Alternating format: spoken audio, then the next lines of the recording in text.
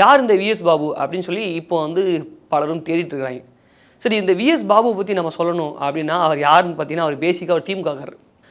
இன்னைக்கு நம்ம சேகர் பாபு இருக்கார் இல்லையா, அவர் எப்படி திமுகவுடைய தளபதியில் ஒருத்தர், தளபதியோட தளபதியில் ஒருத்தராக இருந்தாரா, அதே போல தான் திமுகவுடைய தளபதியாக 2006 அந்த காலகட்டத்தில் இருந்தார். வடசென்னையை வந்து கட்டுக்குள்ளே வச்சுருந்தார் அப்படின்னு சொல்லுவாங்க. கட்டுக்குள்ளனா நீங்கள் நினைக்கிற மாதிரி நெகட்டிவாக சொல்ல வரல. அவருக்கு அங்கே அதிக செல்வாக்கு இருந்தது, அங்குள்ள மக்கள் அவரை வந்து பெருசாக மதித்தாங்க. ஸோ அதனால் வந்து அவர் வடசென்னையை கட்டுக்குள்ளே வச்சுருந்தார் அப்படின்னு சொன்னாங்க. ஓகேவா? ஆனால் அப்படிப்பட்ட நபர் வந்து திடீர்னு வந்து ஏதோ ஒரு விஷயத்துக்காக நெகட்டிவ் வருது. அதுக்கான இஷ்யூ என்ன சொல்கிறாங்க அப்படின்னா, 2006 வந்து புரசைவாக்கம் தொகுதியில் போட்டிட்டு ஜெயிச்சவர் இவர். அதுக்கப்புறம் வந்து புரசைவாக்கம் தொகுதி வந்து 2ஆக பிரிக்கப்படுது. அதுலேருந்து பிரிகிறது தான் கொளத்தூர் தொகுதி. இந்த கொளத்தூர் தொகுதியில் யார் நிற்கிறார் அப்படின்னு பார்த்தீங்கன்னா, ஸ்டாலின் வந்து அந்த தொகுதியை தனக்கான தொகுதியாக மாற்றி அவர் வந்து போட்டிடுறாரு.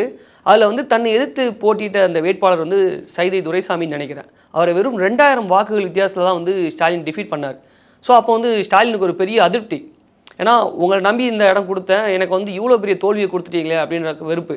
ஸோ அப்போ என்னென்னா கொஞ்சமாக ஸ்டாலின் வந்து அவருடைய விஷயங்களை கொஞ்சமாக கம்மி பண்ணுறாரு. அது மட்டும் இல்லாமல் வழக்கம் போல் சொல்லுவாங்க இல்லையா, ஒரு கட்சியில் வந்து வேட்பாளர் மீது வெறுப்புகளை பரப்புவாங்க இல்லையா, அப்போ கட்சிக்குள்ளே வந்து கொஞ்சம் கொஞ்சமாக அவருக்கான அந்த முக்கியத்துவம் குறையுது. குறிப்பாக வந்து இன்டர்னல் பாலிட்டிக்ஸ் எல்லா இடத்துலையும் இருக்கும். ஸோ அப்படி தான் வந்து கொளத்தூர் பாபுக்கு இருக்குது. அவர் தொடர்ந்து நெகட்டிவ் போக ஸ்டாலின் வந்து ஒரு கட்டத்தில் அவருடைய தளபதிகள் லிஸ்ட்டில் வச்சுருந்தாரா, அதுலேருந்து அவர் டீக்ரேட் பண்ணிடுறாரு.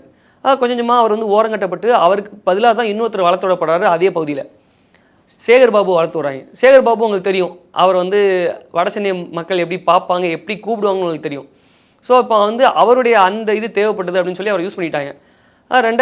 கடந்த தேர்தலில் வந்து அவங்களுக்கு கை கொடுத்துச்சு. சேகர் பாபுடைய வியூகம் வந்து வடசென்னையில் எல்லா பக்கமும் கை கொடுத்துச்சு.